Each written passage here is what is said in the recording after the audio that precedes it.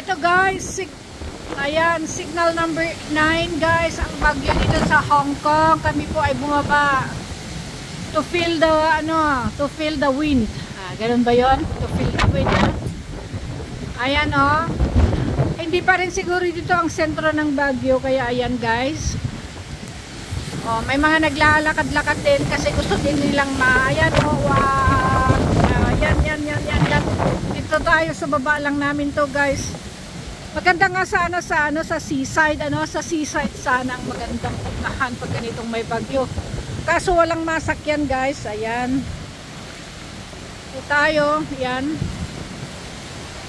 Yan po ang bagyo. Ayan yan. Ayan guys. Napauwi na mister ko, ayaw na niya. Ayan. Lakas.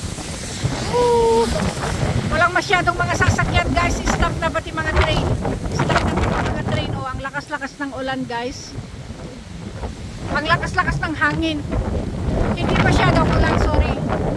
Hindi pala ako pwedeng news, taga news watch. Hindi ako pwedeng pala ha. May marunong ba yan? Ang lakas, malakas ang hangin. Wow. Lakas talaga ng hangin. Ayan. Lakas ang hangin guys. Dito lang ako sa baba. Hindi ako pwede makalaro guys. Lakas ang hangin. At may ulan. Ayan. Malamig-lamig. Lamig guys. Ayan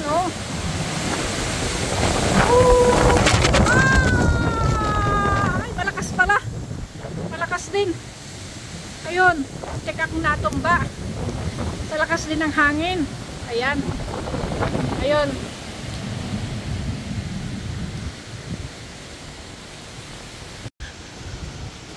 Ayan, pabalik na kami rito sa bahay. Dito sa baba namin, hindi masyado. Edi siguro dito yung kasi mga building. Nasa dikit-dikit ang mga building. Pero doon kanina, nung lumabas kami, lakas. Lakas guys ng hangin. Ulan din. Ayan. Okay.